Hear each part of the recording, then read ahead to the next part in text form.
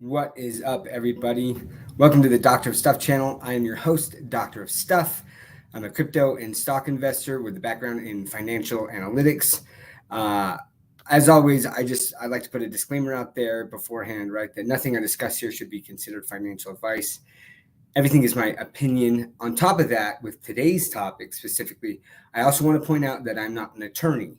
So when we're talking about some of these things, these are going to be my opinions. At the same time, I do not believe that the author of the thread that I'm about to address is an attorney either, because if they are, they're not very good. But let's just dive right into it. So there was a post by a Twitter user named Vivi and Chill, and I'm going to share this here.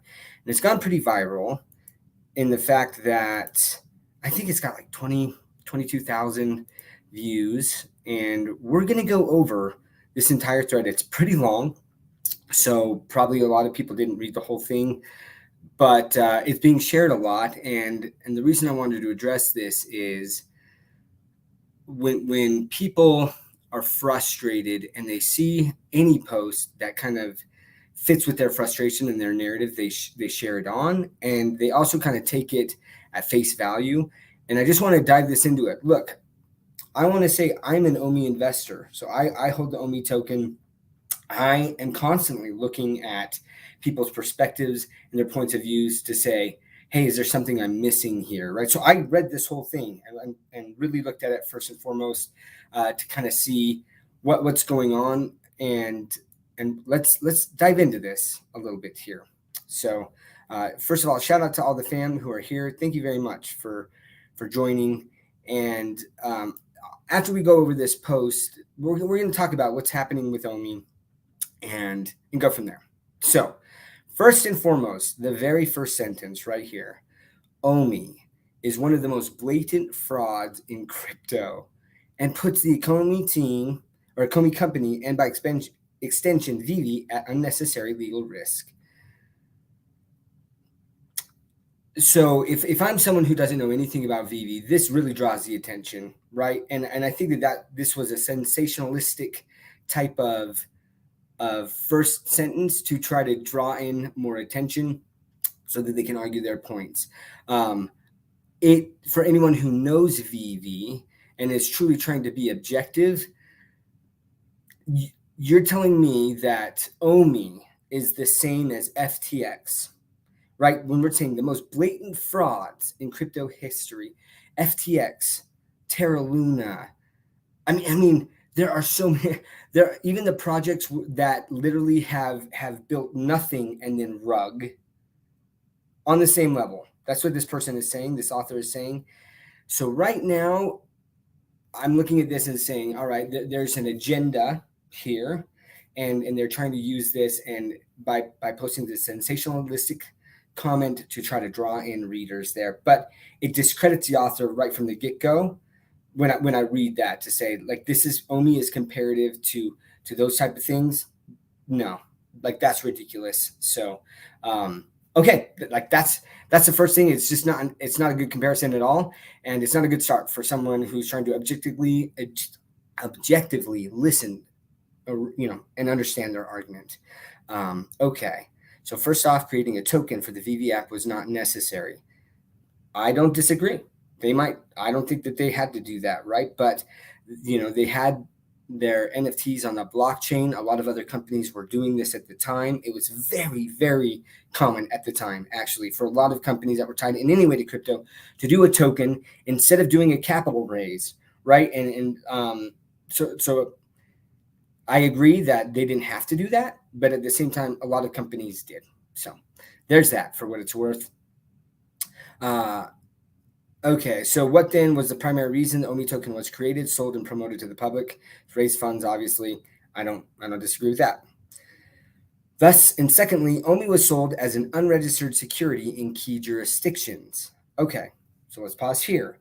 Wasn't sold in the U.S., so the author does not talk about what these other key jurisdictions are. So we have to throw this argument out right from the beginning that it's, first of all, that it's an unregistered security. That is not proven.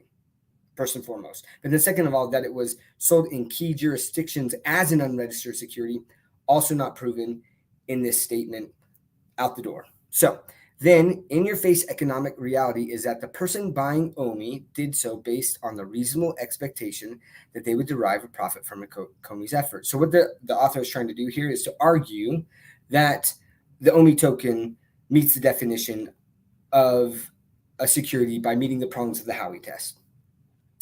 So this is more apparent than with most other cryptocurrencies because, okay, so let's read this again. This is more apparent than with most other cryptocurrencies because OMI had and has absolutely zero utilities whatsoever related to its promoted use case.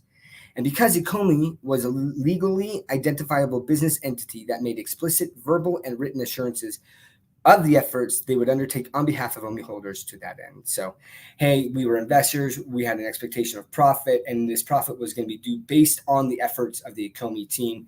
Right here, though, this is more apparent than with most other cryptocurrencies because OMI doesn't have any utility. And I'm like,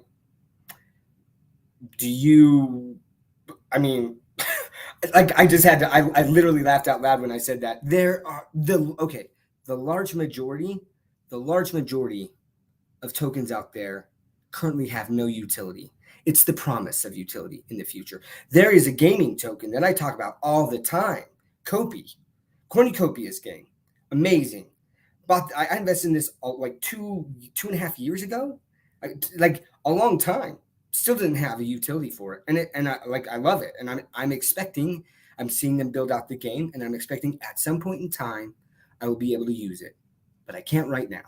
So this again, right, is words matter, and when they throw this in there and it's saying, hey, this is more apparent, most other cryptocurrencies have some sort of utility tied to it. Layer one tokens, absolutely, and some other tokens do, right, but the large majority do not. So again, false. Just addressing that right there. Thirdly, so again, I'm already pointing out multiple things in their arguments, 1, 2, 3, that are already off with the argument, just starting out. Thirdly, this is a big one. OMI defrauded its investors by not delivering on any of the utilities they were anticipating.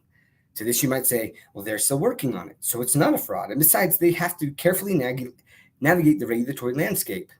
Those are fair points. They are fair points, by the way. And let me tell you something that happens a lot when writing or even when doing debates. One of the first things that you try to do is you bring up your argument and then you bring up the counter argument and then you try to argue that counter argument away so that that counter argument isn't relevant anymore or doesn't have weight, even though it does have weight.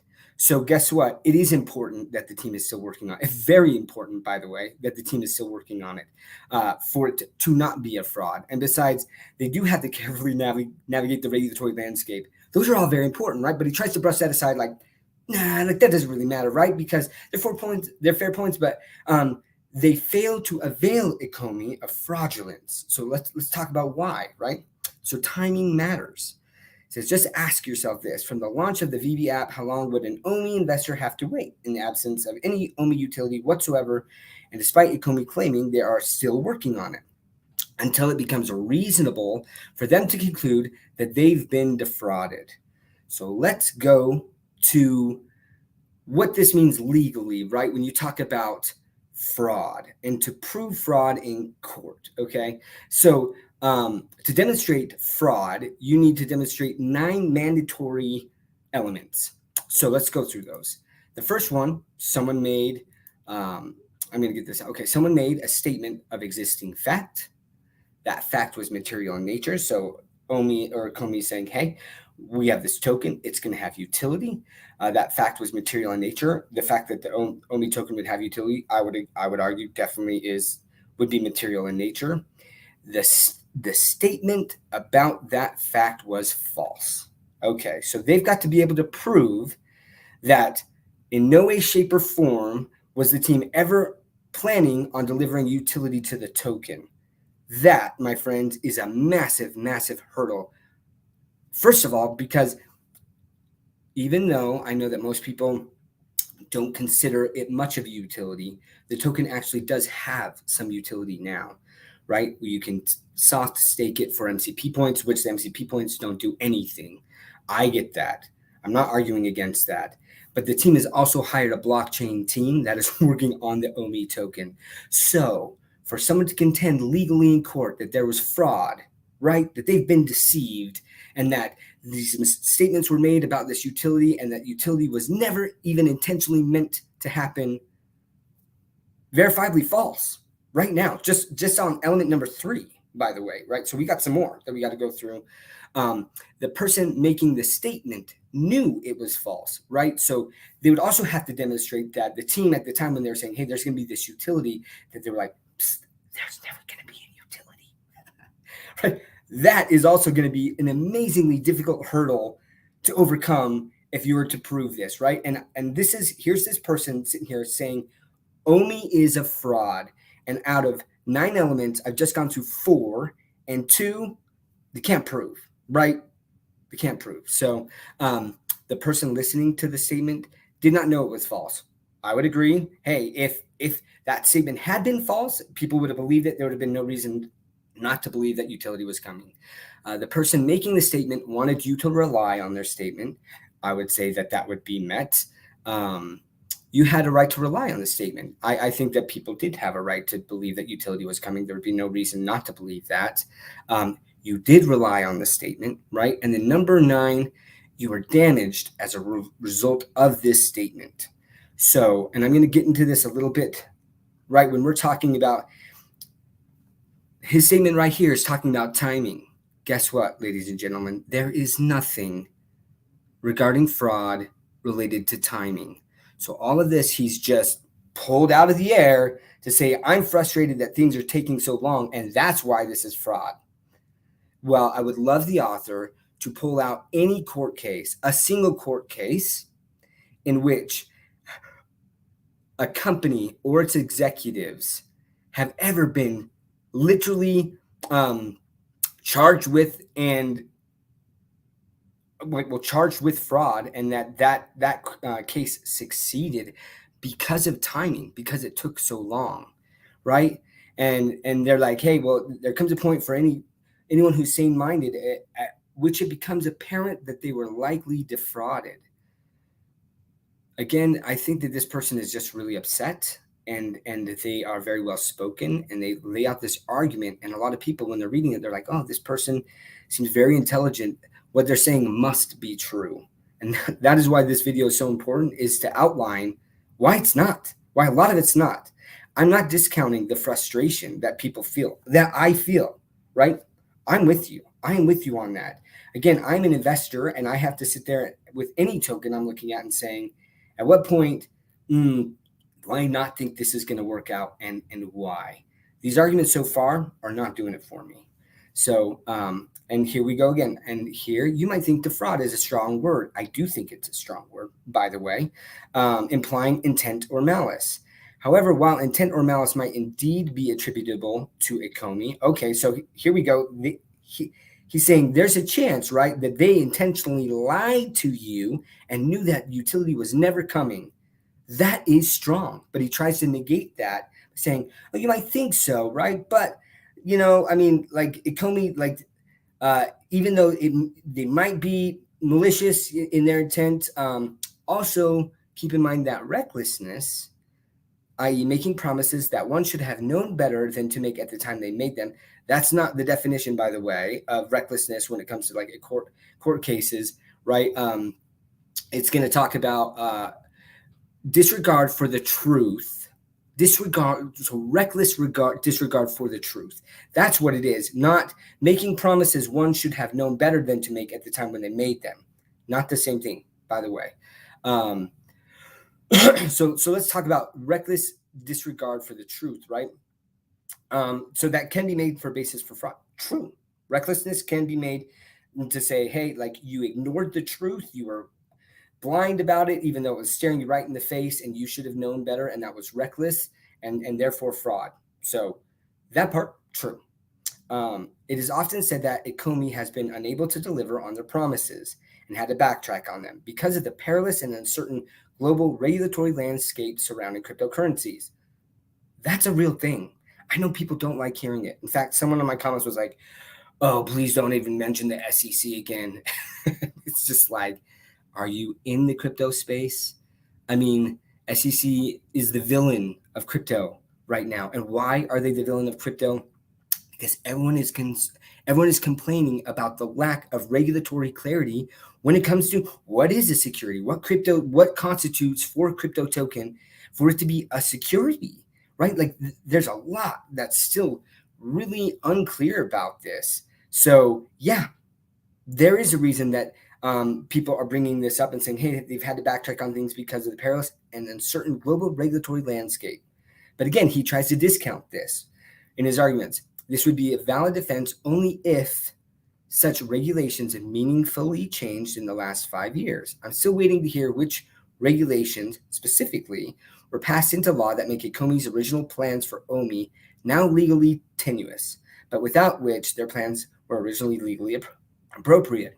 So this is where I have to pause and say either the reader is naive to what's happening in the crypto space, or they're intentionally disregarding it.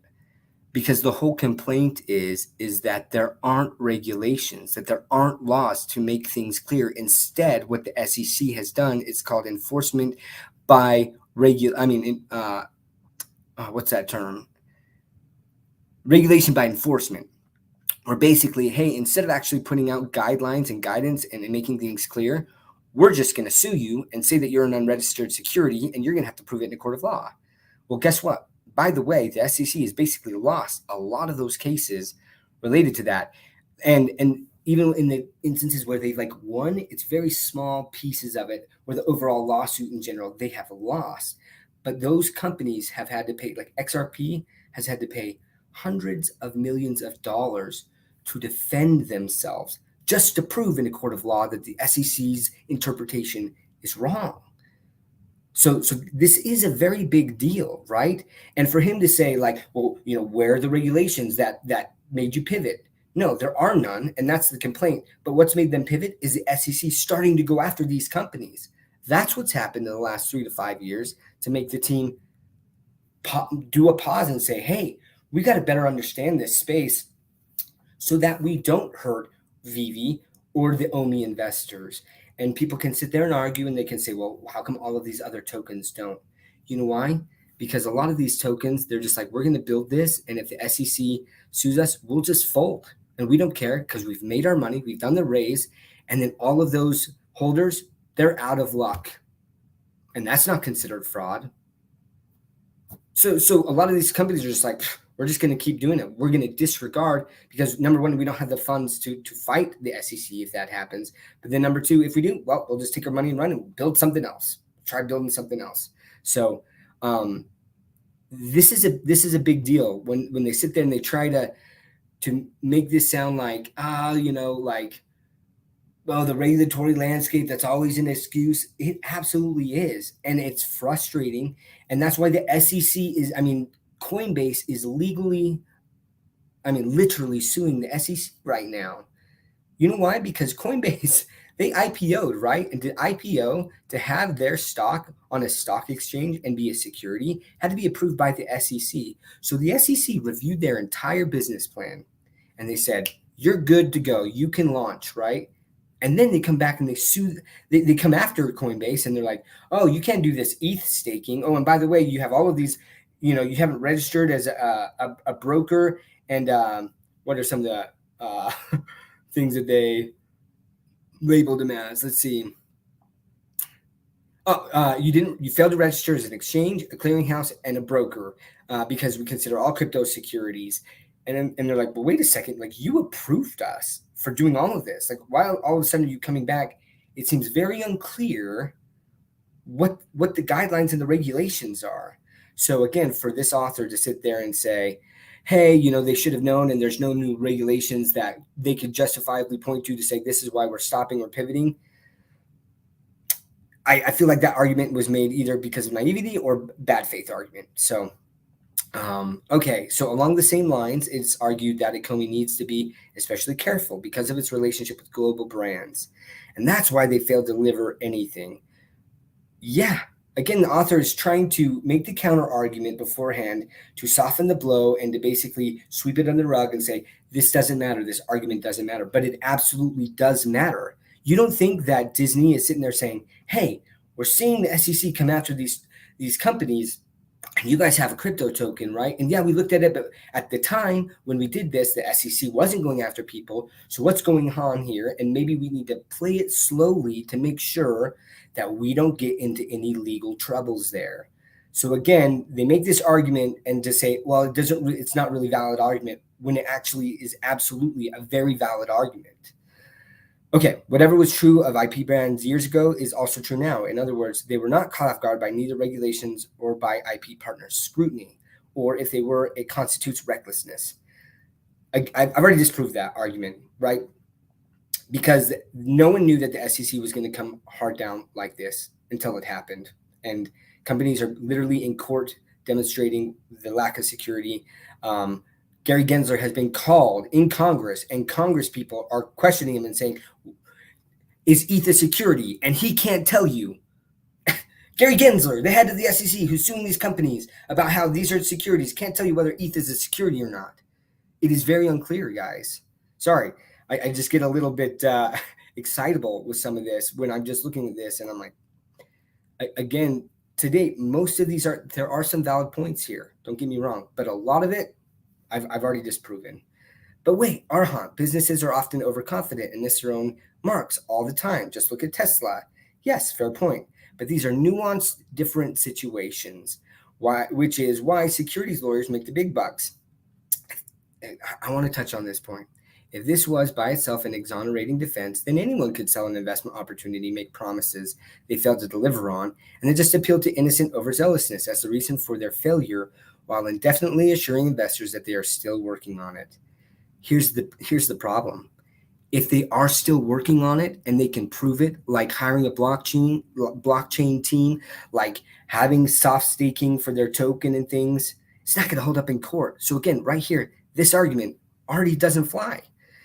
And the other thing is, when he's talking about Tesla, or he or she, Tesla taking longer than anticipated to roll out on its own promises does have potential security law implications. I wonder why this author doesn't say that that's fraud. Why is that not fraud? But they just say, oh, it has potential security law implications, but doesn't come out and say, hey, this is fraud. Tesla, what you're doing is fraud. Elon, you're a fraud.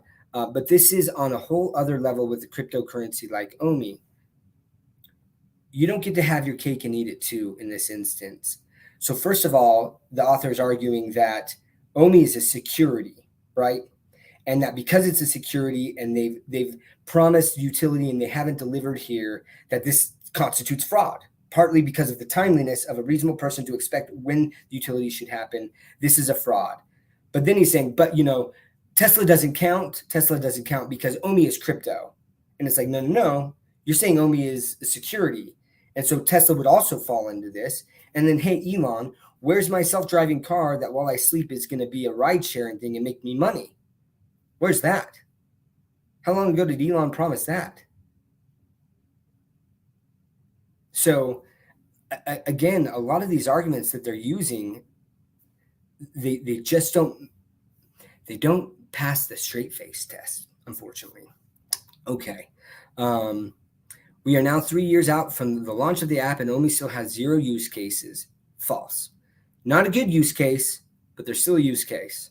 In my view, this does rise to the level of fraud. Okay, in his or her view, it does. I've already demonstrated how it would be very, very, very, very, very difficult for them to win that in court. So why do I think so? Well, if you had surveyed anyone who was buying OMI 3 years ago or earlier and told them that, so let's pause here. Remember, one of the tenets does it constitute fraud is if you're harmed. Anyone who bought OMI 3 years ago or earlier actually would have been able to sell in 2021 and made loads and loads, or had the potential of making loads and loads of money. So again, I think it's just like point after point after point that I keep just showing how these comments just aren't there. But anyways, I digress. Going into 2024, there would still be no utility for the token, despite Vivi continuing to sell millions of dollars in NFTs. By the way, I just told you about a project that I invested into multiple years ago and has sold NFTs on top of that, right? Millions of dollars worth of NFTs. Still don't have a use case for the token apart from staking. Like they have staking too, right? But I can't use the token in the game like I've been promised. But okay.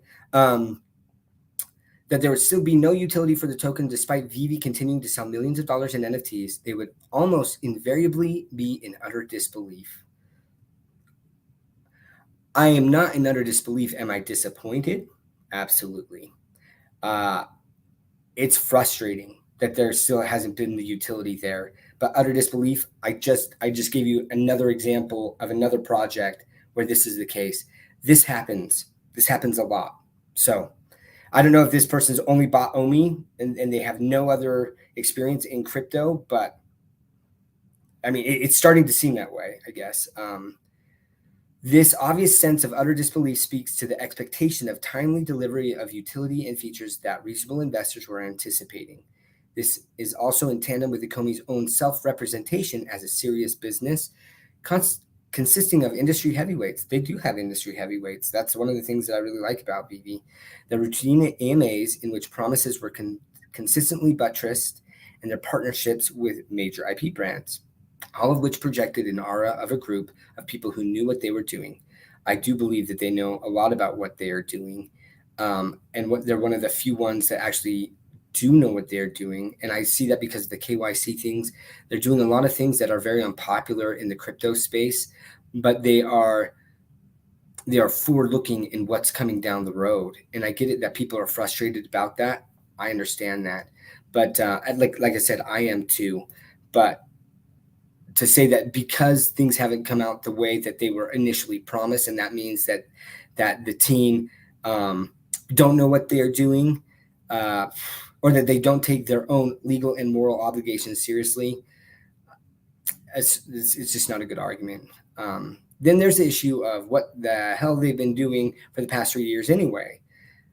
If regulations and IP scrutiny are not adequate defenses, I've already demonstrated that they are. So this comment kind of is a moot point, but and why is there still no utility? My guess would be that the founder simply did not exert the effort or commit the appropriate resources to execute for any number of reasons. The most generous interpretation is one of simple incompetence.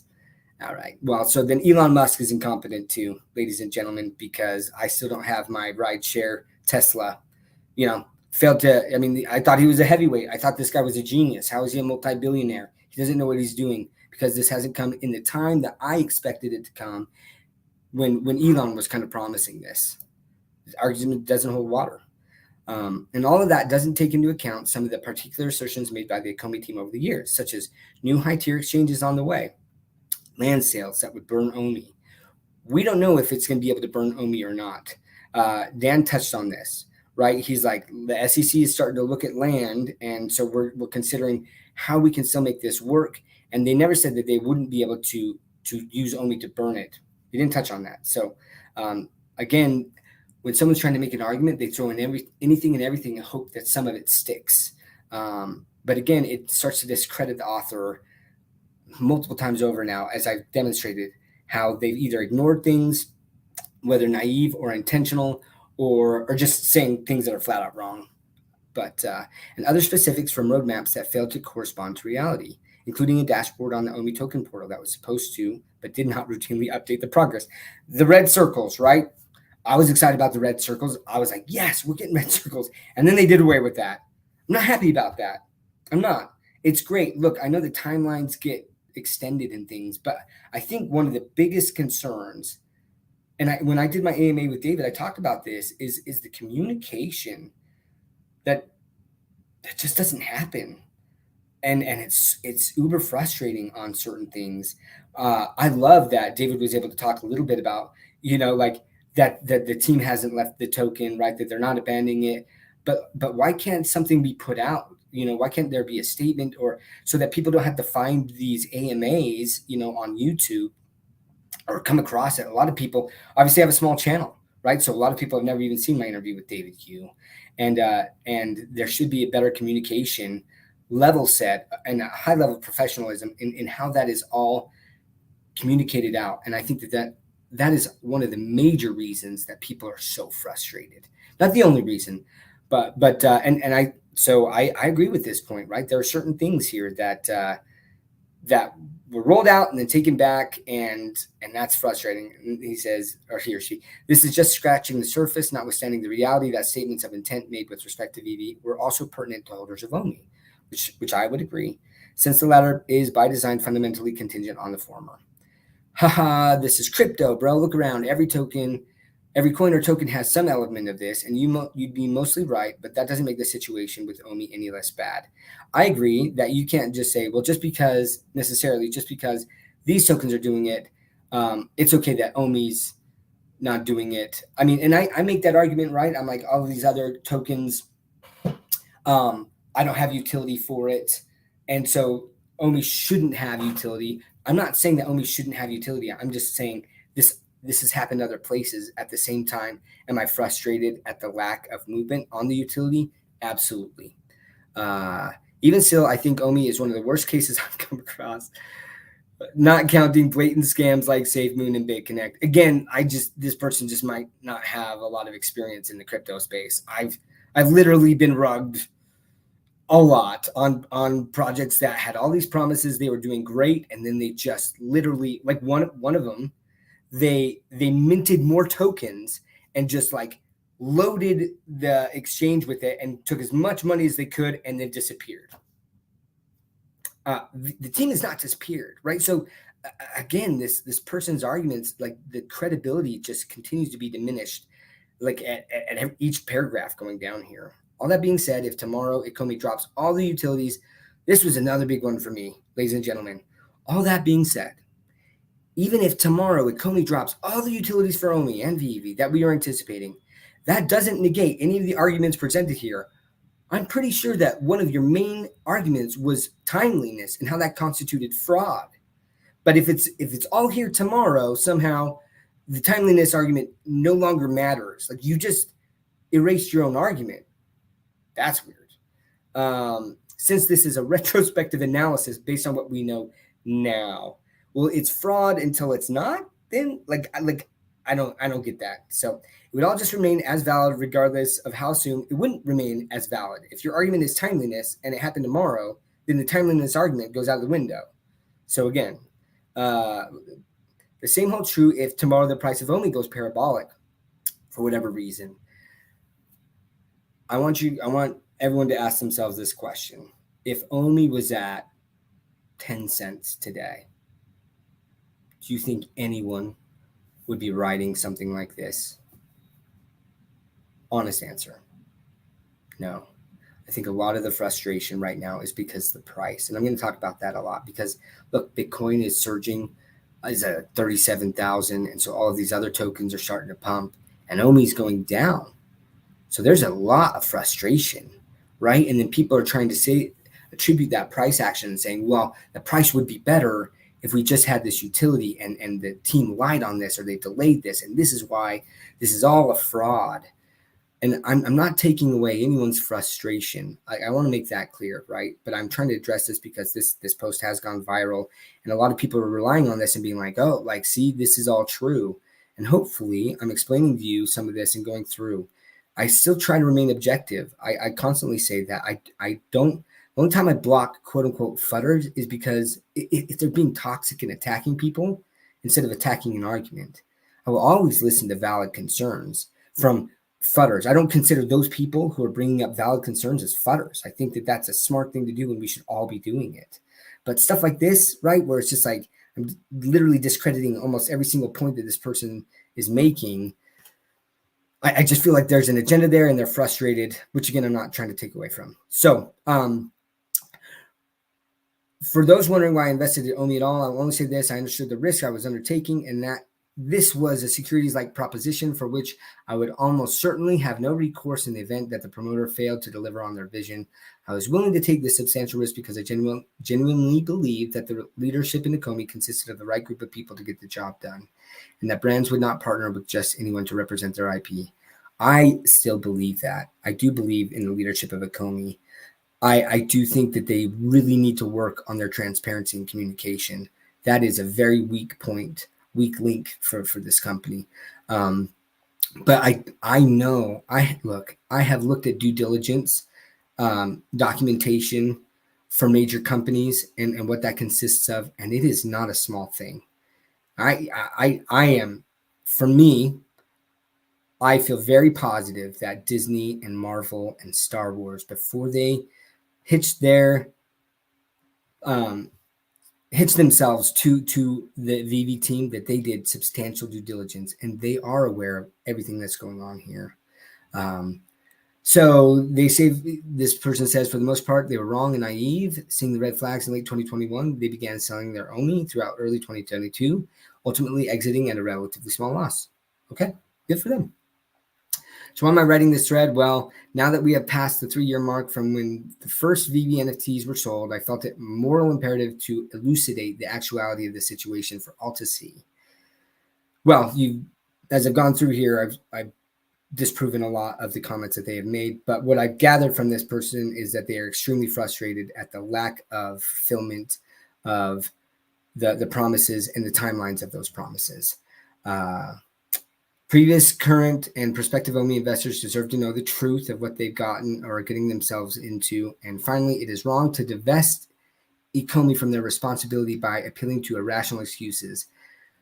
I have a very big issue with that statement, right? Because he tried to refute all of these excuses. Like I said, he tried to discredit them. I've just demonstrated you time and time against this person's arguments how they're wrong. So, not irrational excuses. I'm sorry. I guess Coinbase is irrational for suing the SEC to try to get more clarity. Like, that's irrational. It doesn't make sense.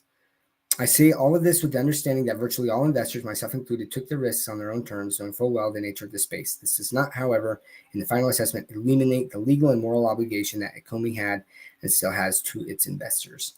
I do believe that they still have an obligation to fulfill their promises about utility. But I'm not under the illusion that just because it hasn't happened now that they're not going to do that, and then that constitutes fraud. So that was 37 minutes we've been going as I kind of picked apart this very long thread, and I have not gotten to the comments yet. So give me 2 seconds here to get through. I'm sure that people have comments or opinions, and let's kind of get through some of this real quick. Oh wow, I have missed a lot. Sorry. Hey, thanks, Chuck and Hank. We're going to go through some of this. Alex Becker is back with a vengeance. He is back. He's been, hey, smash that like button. I would love it if you guys liked and hit the all notifications button and subscribe to my channel, right? As I try to continue to educate people in this space and try to grow my channel here. Hopefully this has provided some perspective, right? I don't claim that I am perfect or that I know everything. These are just my points of view, and I might see some arguments here that refute what I've said. But look, I'm with you, Justin. I'm with you. We are missing out on gains. But another thing that I talk about is diversification. Like it is so frustrating when you only held one token and everything seems to be popping off, which almost everything is popping off except for OMI. I get that.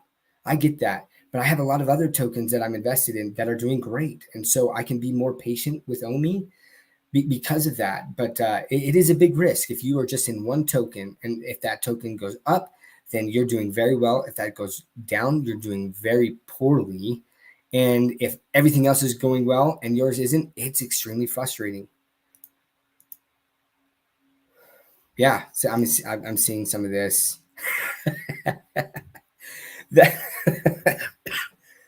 That's fair.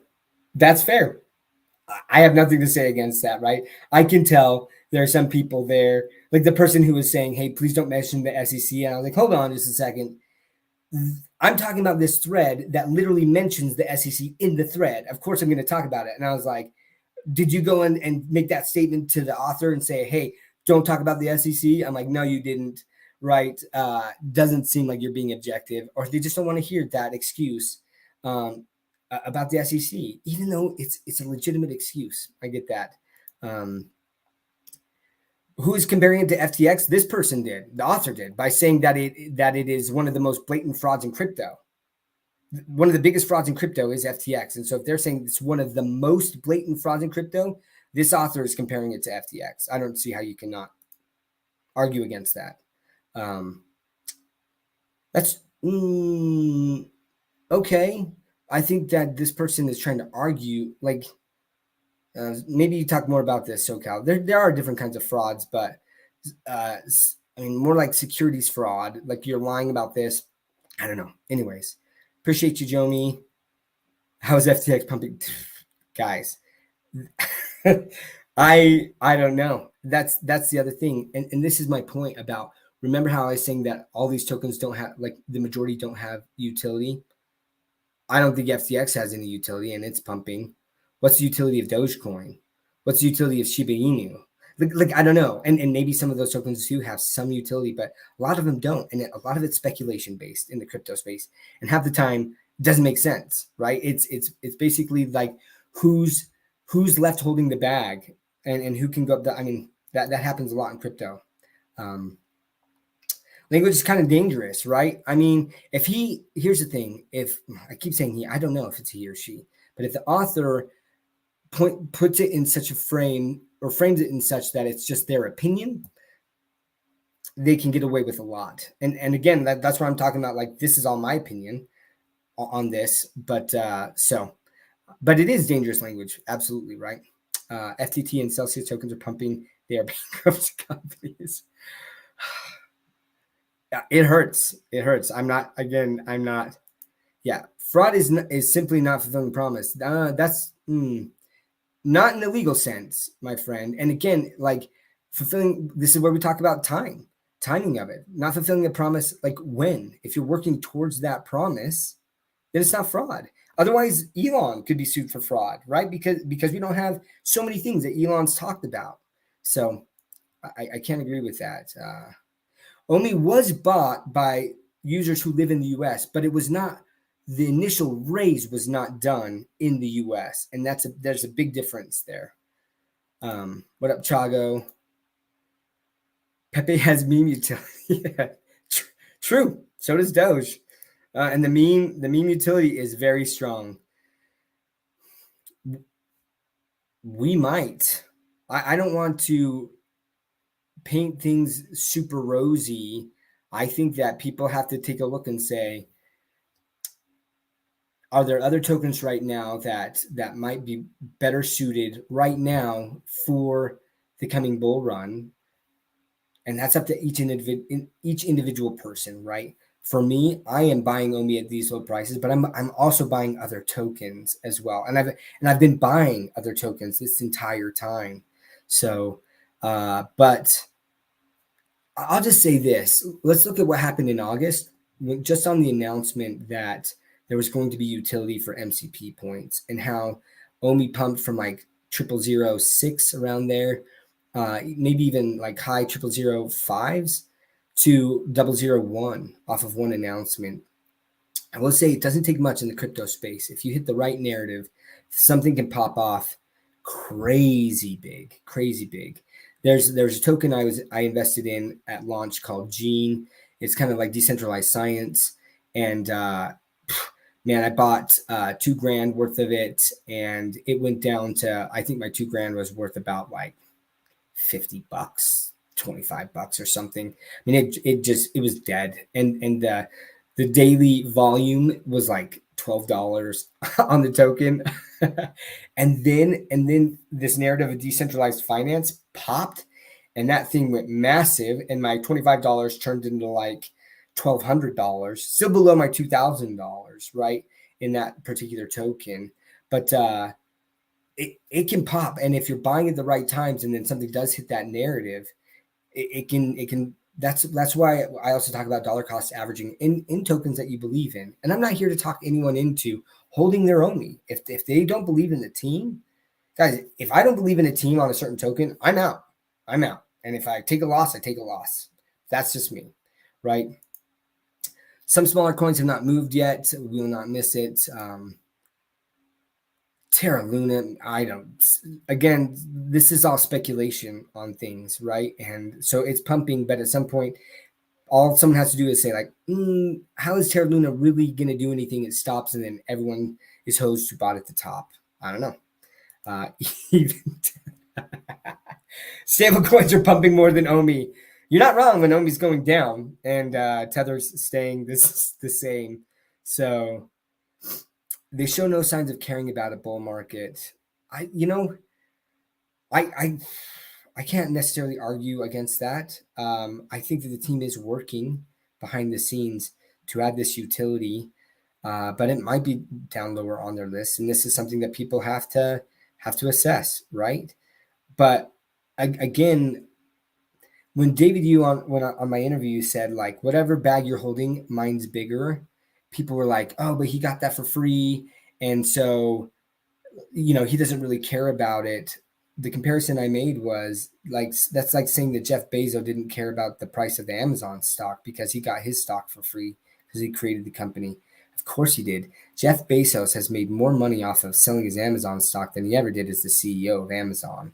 And honestly, if OMI can do something, right, if they can really add utility and that OMI actually becomes a high value token, David Yu will make substantially more off of the OMI token than he will ever do as the CEO of VV. So, okay. Well, he doesn't appear that it was an objective stream. I did agree with some of the things that he said, but see you later, Jason. Peace out. Peace out, Crypto Keeper. In a crypto bull run, your coin could be the absolute worst and still pump. That's not wrong. There are some things, almost a rising tide lifts all ships. In a crypto bull run, almost everything does something, and everyone thinks that they're geniuses, right? But then they don't sell, and then they hold it all the way to the bottom too. Let's see.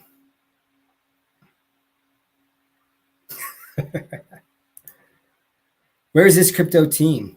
I believe they're based out of Spain. So, but I don't know. I don't know. I can't answer that.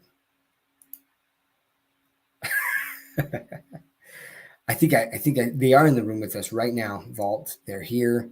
They're here building this OMI token.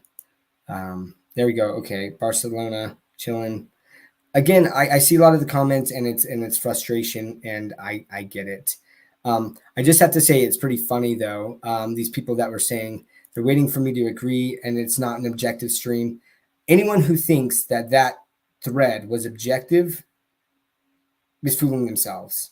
And I'll admit, like, I have a bias towards OMI. I haven't seen anything. I have voiced concerns before though. Like, I've talked about the lack of tech development in March of this year. I was like, guys, this is not good. You guys promised us in December when Mitch came on, he promised us the VV verse at the end of December. That didn't happen. What's going on? I'm like, if I don't start seeing some improvements here, I'm going to stop buying, right? So again, I'm looking at this from an investment standpoint as well. I try to remain as objective as possible, but I will definitely admit that, like, I've met the team, and so there's an affinity there. And so there might be something, these blind spots. That's why I try not to block futters and things. But look, the people who are frustrated, they don't want an objective opinion, right? They want their narrative to be told. And those are the people who get wrecked, right? Because they're emotional. I'll tell you something funny real quick, right? I got wrecked on Sol in multiple projects that I invested in. When they did the launch, Sol, they had to pause the blockchain. And right at because of that token generation event, TGE, there was so much activity on it that it literally broke Solana. And then the TGE, that token just died on the chain. And I was so pissed. I was so mad. And I was like, never again will I get into Sol, right? And there was multiple, Danny DeBoll was talking about Sol. and he kept making these arguments. And finally I was like, like I feel like I've got to take the emotion out of it, all that frustration, because you're making some really good points. And luckily I put that emotion aside and I bought some SOL before this big pump, right? But yeah, it looks like people just, they wanted to hear that all this person was saying was true, and I'm just pointing out the facts. And if people don't like those, I get it, and they can peace out there. So, oh wait, OMI will change lives. I mean, if it goes to zero, it's definitely going to change lives for the worse. If it goes up really high, it'll change lives for the better. I don't know. So yes, objectively true statement there, Wes. Oh, Danny said the same thing. I'm due to buy some OMI, 200 million. Once you jump in, surely go to $1 plus. Not financial advice. There you go, Rolly. Hey, and Rolly, just shout out to you for being an awesome community member. And again, Chico Rocco, they can screw themselves. They still have the responsibility to address what happened to you. And I'm sorry that happened, man.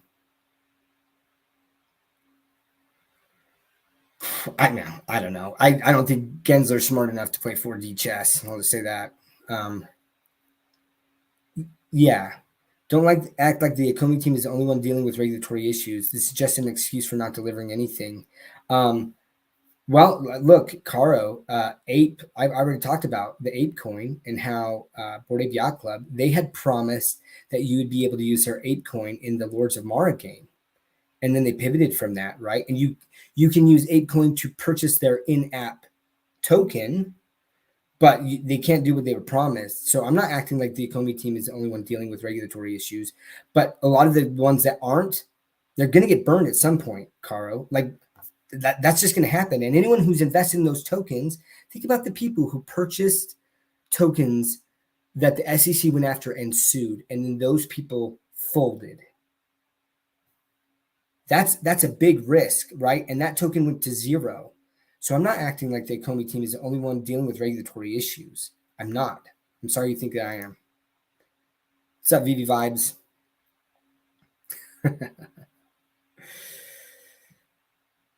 Okay, look, I'm not here. I just made my points. If you don't like my points, okay, you know, I'd bail from the token, man. If you're in it, Rob.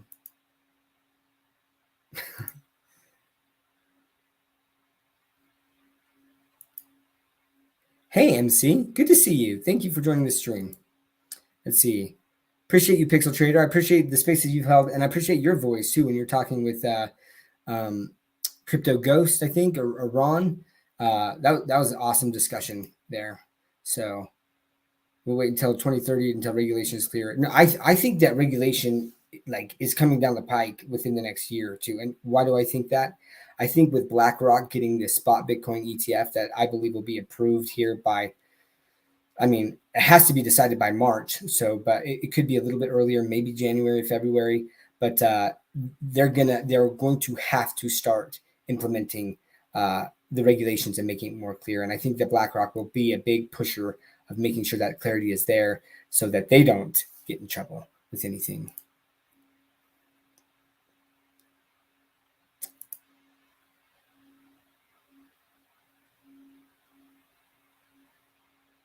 I don't know who you're talking about there, Wes. Is that And1 makes videos? Let's not attack people. I don't like that. Oh, I'm talking about OG Vault. Look, I have to give props to OG Vault. He's built a great following. I wish him all the best in that. So I'm going to skip some of those comments there, but we need a Corey equivalent for the OMI crypto side of things. Jack, I would love that. I keep talking about the lack of communication on that side there. And even if it's to say, hey, we're working on these things, here's some of the things. And they have talked about that a little bit, right? They've said that they are working. The next thing that they're working on is bronze tickets, right? So they have talked about it, but man, I would love some updates, more updates like Corey on OMI. That'd be epic. I don't disagree.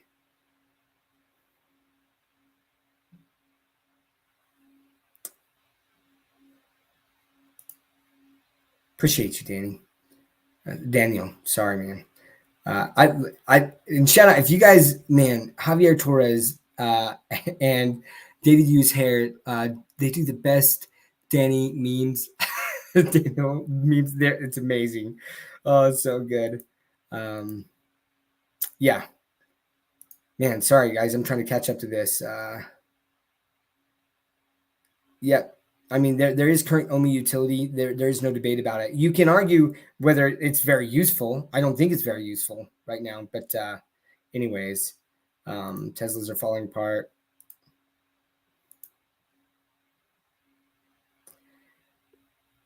Yeah, I mean, I don't disagree, and I kind of touched on that a little bit. I'll say this. So one of my favorite quotes from Warren Buffett is, "The stock market is a mechanism for transferring wealth from the impatient to the patient." I really hope people take that to heart. There's so many people that I talk to about crypto. So many people. Look, Crypto Rain talked to me about crypto, and I just was like, oh, the volatility and early on when I started buying tokens, I only had a few, and Rain was like, oh, this one's popping off, and this one's popping off, and I was impatient, and I was like, why aren't my tokens pumping like his are? It was so frustrating, but I was grateful in the fact that I didn't sell at that point to chase those green candles, right? I just held those tokens, and those tokens eventually did pump, and I made good money off of it. But had I been impatient and just sold then and then chased that green candle that had already pumped, my risk of that token not doing well is like much higher. And as people are buying now during this pump, right, you're at a higher risk of loss than someone who purchased when Bitcoin was at $18,000. So, well, I mean, like I'm not going to speak on that. I know that Kay was a consultant to McFarlane Toys, and McFarlane Toys has had issues too. I don't think that any project is impervious to having issues, to be honest.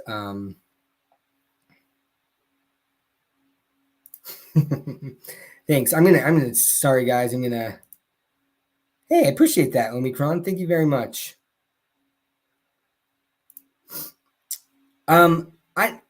I don't think necessarily, Tommy, that they're waiting on actual legislation because the SEC has been suing some of these companies.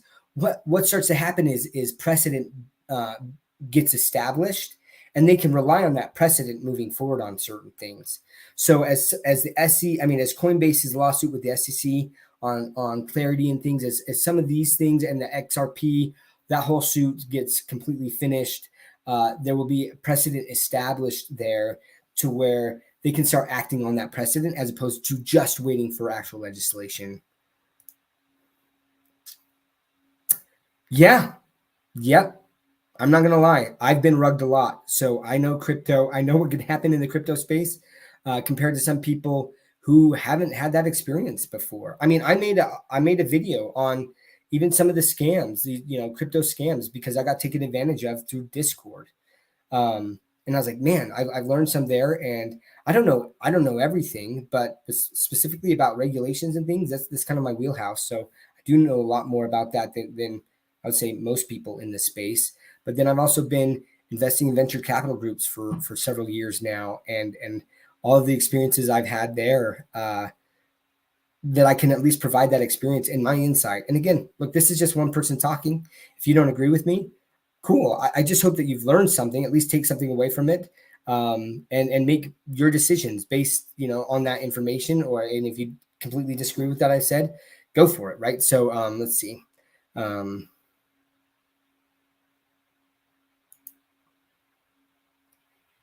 Let's see.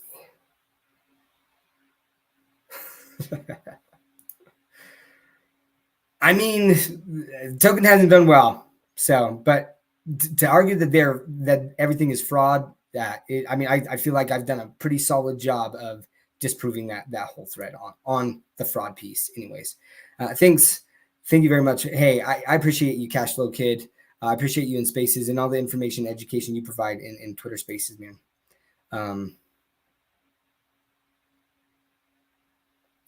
I don't agree that Comey said a lot of stuff that made people buy OMI. I never said that. Yeah, I think that they did say things that made people buy OMI. I bought OMI based on things that they said.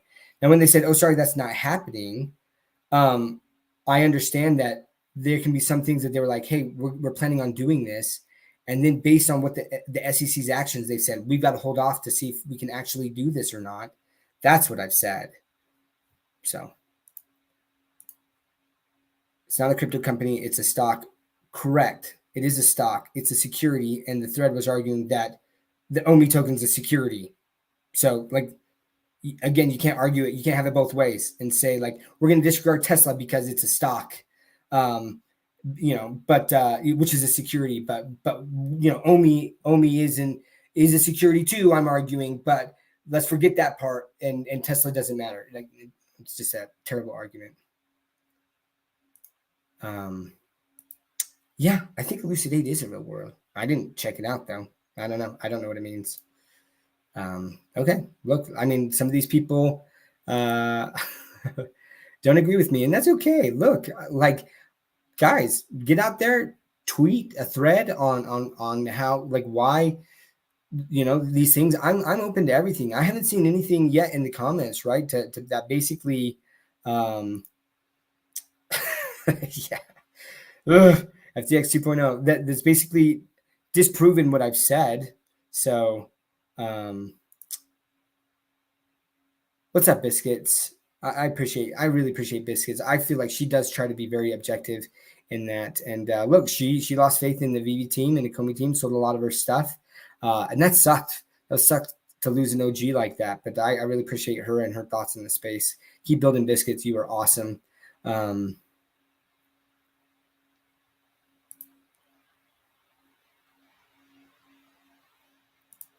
Yeah, look, we love your art. Like I said, Biscuits is awesome.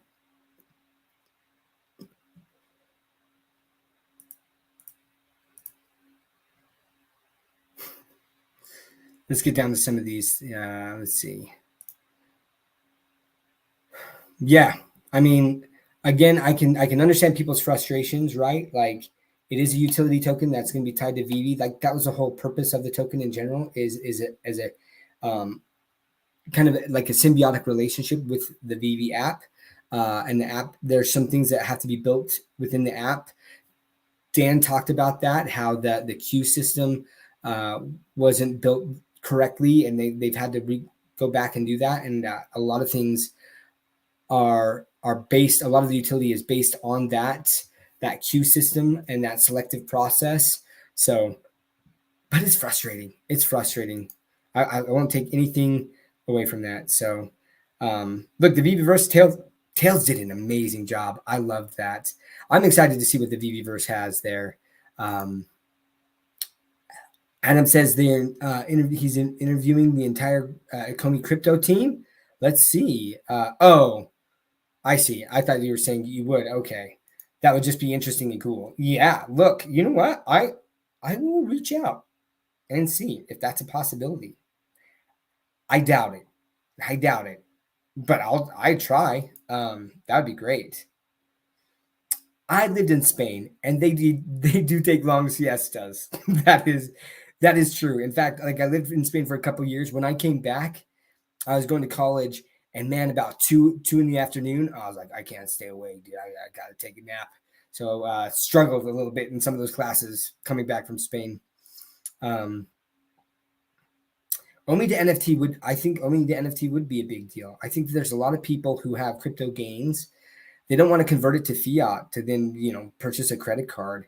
I think that they would be more likely to convert their crypto to OMI token and then be able to purchase some of these NFTs with OMI.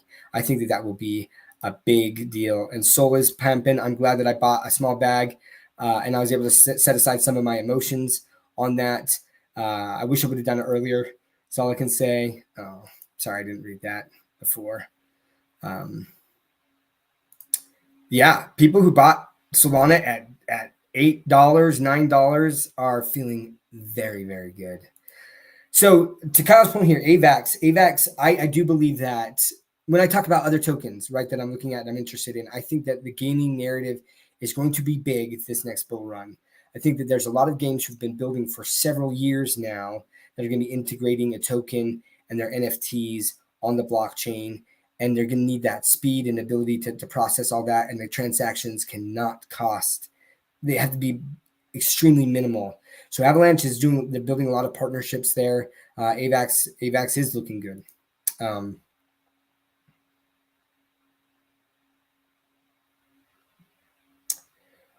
I'm not arguing that they're not, like, that they are not prioritize, or that they are prioritizing it.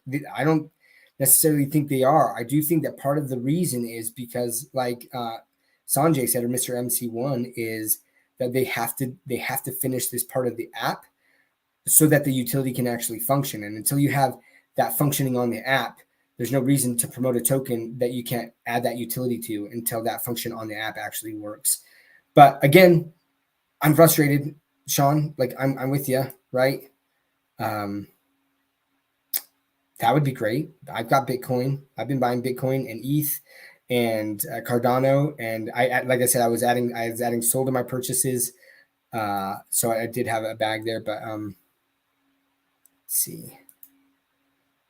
Hey, appreciate you, Rolly. I really do, man. There's so many great people in this community, and it sucks when I hear that, people, OMI is their only exposure there, and they bought at a high point.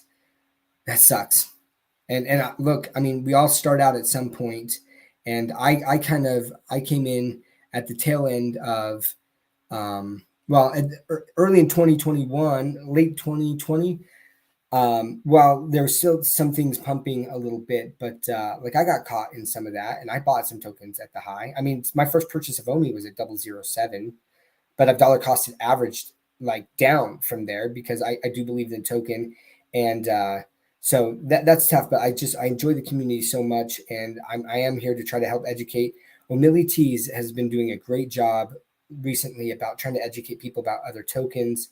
So check him out. And then also Dave DCK, I can never remember his Twitter handle, but he does the reset on Friday or Sunday afternoons. That is an excellent Twitter space to educate your space. So Seahawk fan looks to be very angry. I won't say that.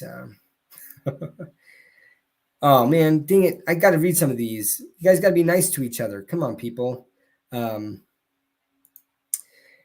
Yeah, look, Crypto Cosmo, shout out to Crypto Cosmo, one of my good buddies, actually. And like I said, you got to be honest with yourself. If OMI was at 005, 007 right now, or 003 even, do you think that people would be complaining about this, or that this thread would have been written? And, like, probably not. But man, guys, we gotta be able to get along more. That's one of the big things in this space. I think everyone is here, and they're trying to learn and educate and be successful. And if we can attack the arguments instead of attacking people, man, the space would be even better, right? And so I implore you all to try to be better about that. I'm not perfect either. I do get trapped into that sometimes, and I apologize. But in general, I really try to focus on that. Yeah, I won't disagree with this. I think that people have a right to be frustrated and to have a measure of distrust of the team. Like, I won't refute that. I personally, I feel like, as I try to work through it logically and say, here's some of the things that are happening in the macroeconomic environment. Most crypto is down in general, like 95% from our all-time highs. But what we started to see is some of the tokens are starting to pump up, and OMI is not. And I feel like this is amplifying the frustration in the community. And I get it.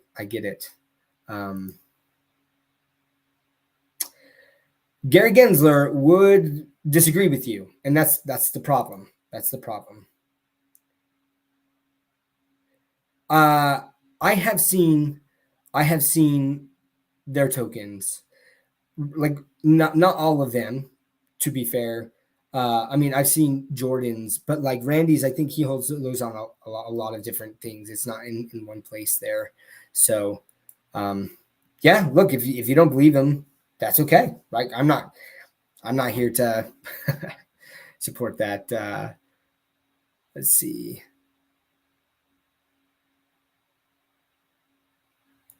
It's a long username. Discord sucks. Okay, I guess Adam, when I think about like the bull run, like there's the start of the bull run where it's like this is no longer the bear, right? Where in general, the sentiment is much higher and better, and things are starting to go up. They still might dip in things, but like it's higher lows and higher highs. I do think that this is the beginning of the bull run. Now, this isn't like the full bull run.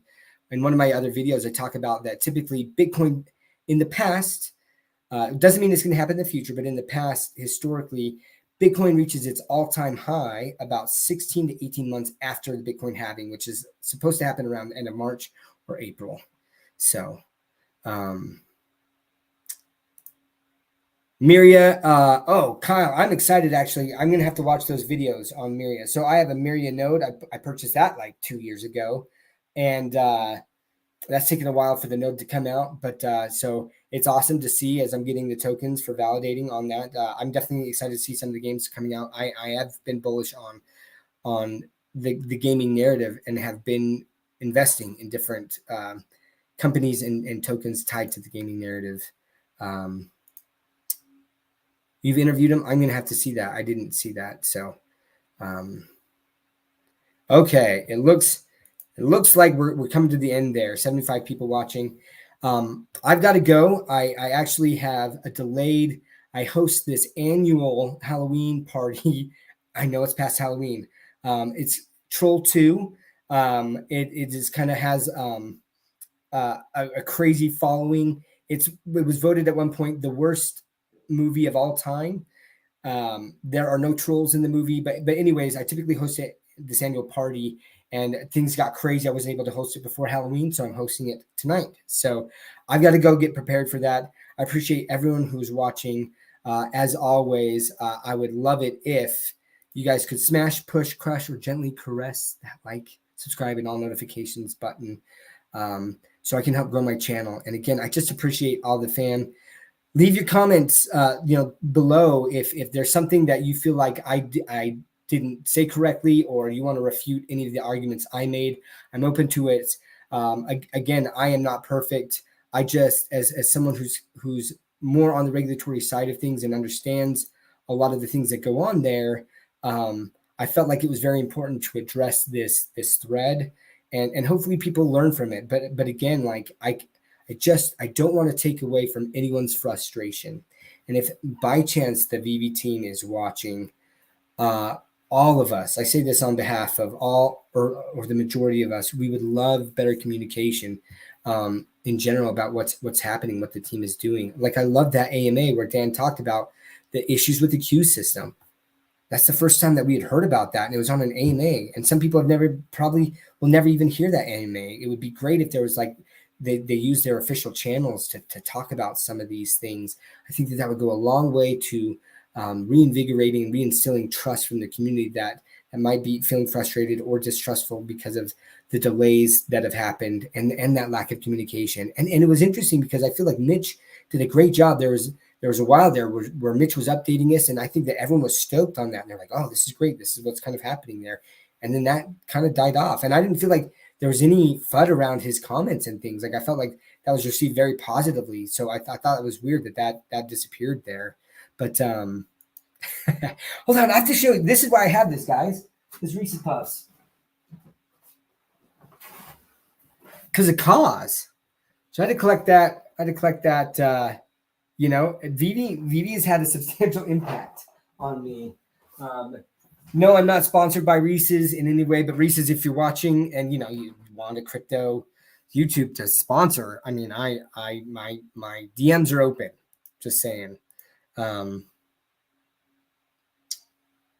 That I started buying crypto in 2021. I did. I mean, actually, I bought ETH in like early 2020, but didn't do much with it. But I got receipts. So, but you can disbelieve me if I want, I don't know. So anyways, again, everyone, thank you so much for watching. I appreciate all of the support, and I will continue to try to add value to this space and just provide my thoughts. And look, Mike Collectibles, he does a phenomenal job. If you haven't subscribed to his YouTube channel, he does He does a great job and one of the truly most positive people in this space. Absolutely follow him if you haven't. Appreciate you, Mr. Rolex. And again, thanks everyone for watching. And until next time, take care.